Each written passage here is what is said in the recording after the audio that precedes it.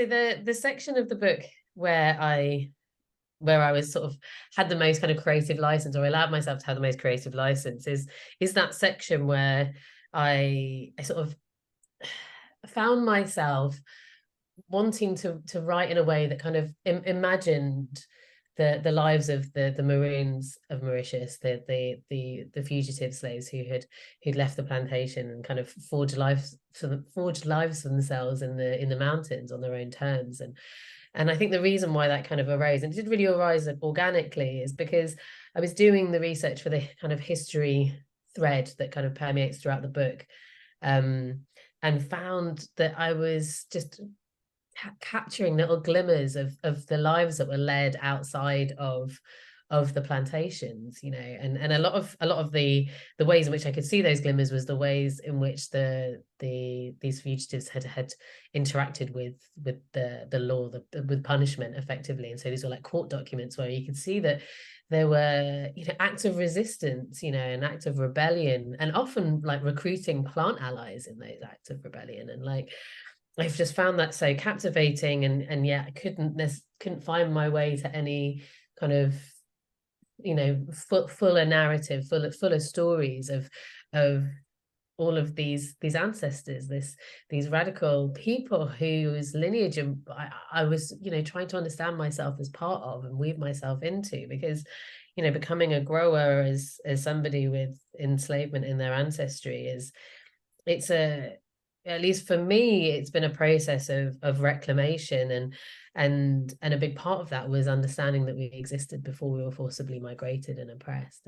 And suddenly when I was doing this research, I could see that, I could see the lives that were lived before that, that level of disruption, and had completely reshaped the people who came before me. And so yeah, I think that's why that section of the book, I love it really deeply. It's probably the part of the book that departs the most from the style of the rest of the book, but necessarily so, because I do believe it ought to be like grounded in fact, but it was a beautiful experience to write this, to be in this kind of imaginary, but also imagine it was very real, and it was very radical, and it was rebellious, and it was really, there was resistance. And I think we, in so many conversations around the kind of contemporary, so-called contemporary understandings of histories of enslavement, we forget that there was,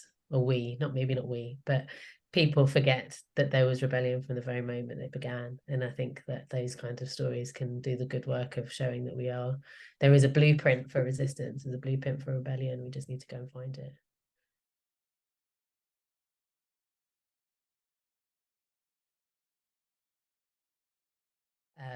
Connection to land as like profound and transformative and inherently radical, because I think there's so much about the way in which contemporary society is set up to create a sense of disconnection from the natural world, and thus we're able to exploit it. And I think that and that is a legacy of colonialism. That is the blueprint for the ways in which the natural world is exploited in order to capitalize on its resources.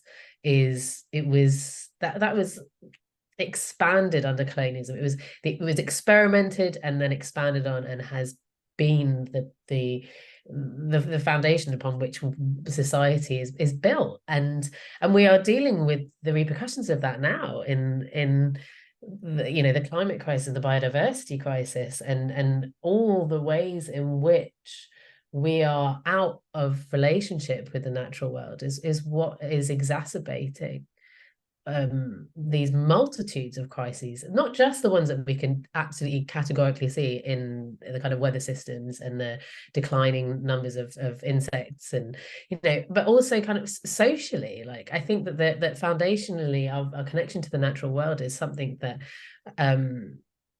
that if we were able to rekindle and reinvigorate and centralize within our kind of social relationships, I think we would find so many of the solutions that we're this hungry to find.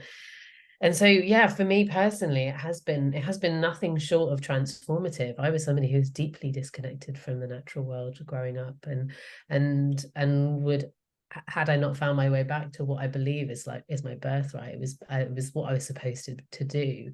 I don't doubt that I would be somebody who was. I mean, we live in the, the global north. Like, our existence here is exploitation is built into the way that we are forced to operate under this system. But undoubtedly, if it weren't for the fact that I had turned my life towards the land and towards plants, and to reclaiming the act of growing food, away from the kind of narratives of solely of oppression and of domination, I would still be kind of upholding those systems, and I wouldn't be critiquing them, and I wouldn't consider it my part of my work, part of my literal growing work, to be challenging what those systems stand for and the stories that they tell us. And so yeah, I think, it's so much of what is in Unearthed arose while I was working with the land and growing food and harvesting and feeding people, and it sounds sort of idyllic, and it definitely wasn't. It's hard labor and it was hard work, but there was very powerful narratives that were arising at the time. I mean, you have a lot of time to think and reflect when you are weeding fields for days, or when you're spending a whole afternoon just harvesting beans. There's something about the spaciousness that is possible also in those, like, very humble, very repetitive actions that allow for the complexities of those thoughts and feelings and ideas to arise. And so much of that, which turned into Unearthed, came up and out of the earth while I was working to build a relationship with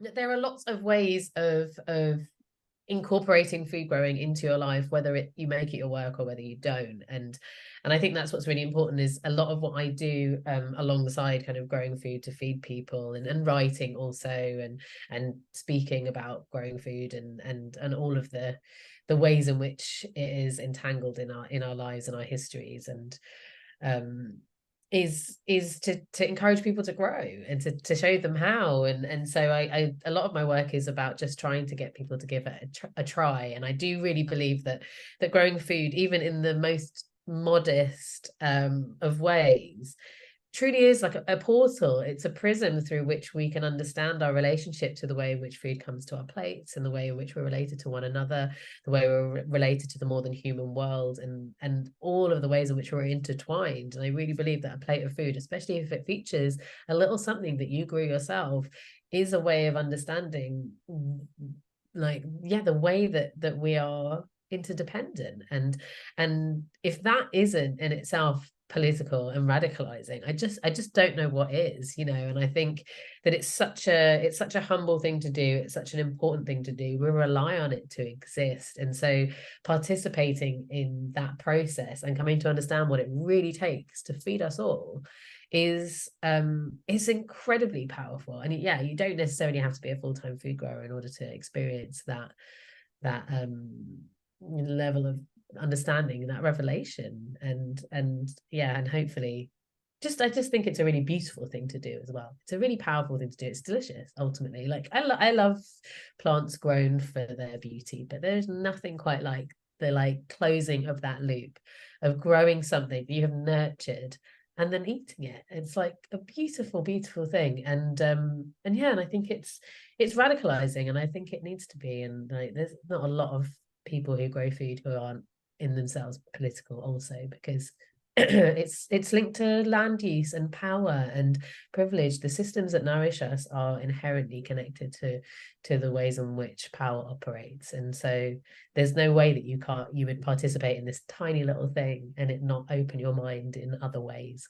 So yeah, even if it's just something on your windowsill, on a porch, on a balcony, whatever. I wrote my first book about growing in containers, and the reason why is because I thought it was the most accessible way that somebody who is starting from scratch could grow something. So yeah, that's what I'd say. Grow something, anything.